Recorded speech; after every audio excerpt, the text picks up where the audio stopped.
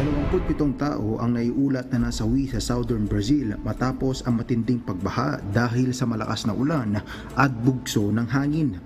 Ayon sa gobernador ng Rio Grande do Sul, ito na ang pinakamatinding weather disaster na naranasan sa bansa.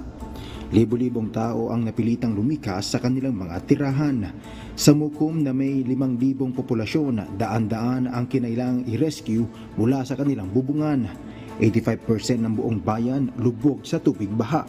Tiniyak naman ni Brazilian President Luiz Inácio Lula da Silva na handang tulungan ng federal government ang mga apektadong mamamayan. Pinangangambahan naman tumaas pa ang bilang ng casualties dahil may mga tao pang nawawala. Gumagamit na ang rescue workers ng helicopters upang maabot ang mga binahang lugar. Cres Fugaban, UNTV News and Rescue. Diyos ang aming sandigan, serbisyo publiko ang aming pinahahalagahan.